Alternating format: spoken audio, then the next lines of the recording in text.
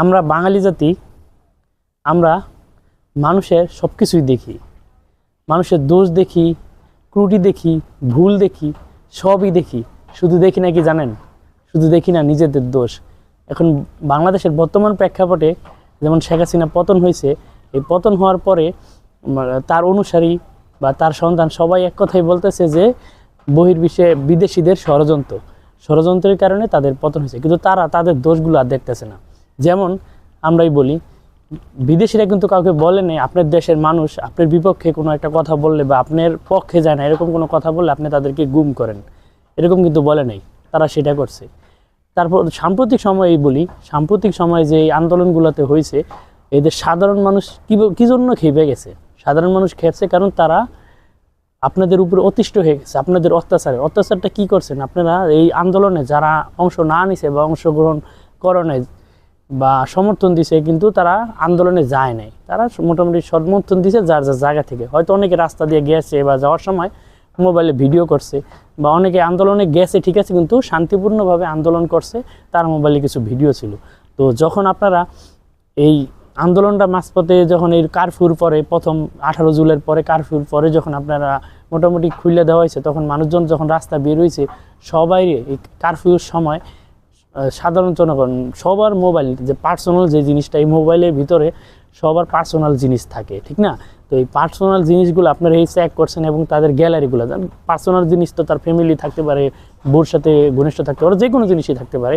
তো আপনারা গ্যালারি দিয়ে সবার চেক করছেন, তো ধৈর্য তো যার ভিতরে দেখেন যার পাইছেন যে কয়েকটা ছবি ভিডিও একটু পাইতে পারেন, তো সেটা কি করছেন, তার ওই ট্যাগ দিয়েছেন কি সে জামাত শিবির সরকারের বিরুদ্ধে ষড়যন্ত্র করছে, এটা বললে তাকে হয়রানি করছেন। এবং পুলিশে এই ধরার কারণে তাকে অনেকে মামলা খাইছে, অনেকে এখনও জেলে আছে, অনেকে আবার টাকা দিয়ে ছাইড়ে আইছে।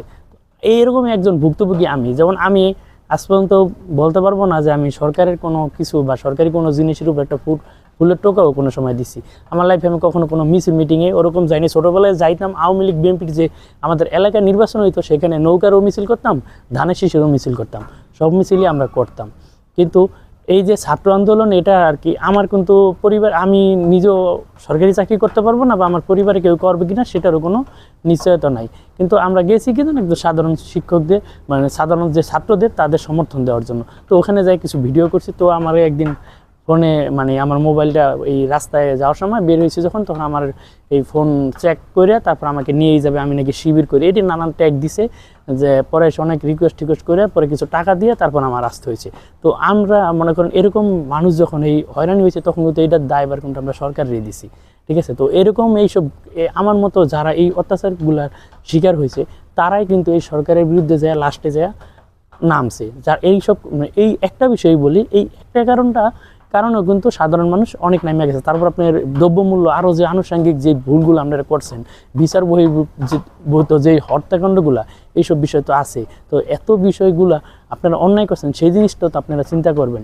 আপনারা বহির্বিশ্বের যে আপনাদের সাথে ষড়যন্ত্র করছে বা করছে, এটা না ভেবে যে আপনারা মানুষের সাথে কী অন্যায়গুলো করছেন এইটা দেখেন। হয়তো আমরা বাঙালি জাতি, আপনারাও, আমিও একজন বাঙালি, হয়তো আমার নিজের ভুল দেখা যায় না। যেমন আমি যে ভুল করছি বা আমার পাশে আরেকজন এর একটু কম ভুল করছে, আমি কি করি, ওই আমার পাশে যে কম ভুল করছে আমরা চেষ্টা করি তাকে ওইটা, মানে এই ভুলের যে দোষটা তার উপর চাপাই দেওয়ার জন্য।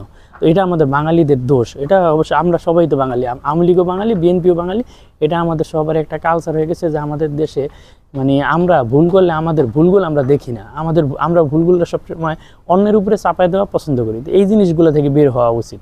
তো বাংলাদেশে আমার মনে হয় যে আমরা বাঙালি এই অন্যের দোষ দেখার আগে নিজের কি দোষ এইটা দেখতে হবে। যে আওয়ামী লীগ এই আমেরিকার দোষারোপ না করে আপনারা মানুষের সাথে কি করছেন, সাধারণ মানুষের সাথে কি করছেন, এই জিনিসটা আগে চিন্তা করেন, তাহলে হয়তো আপনারা সঠিক জায়গায় আসতে পারবেন। তো আমার কথাটা এই পর্যন্তই ছিল। ভালো থাকবেন।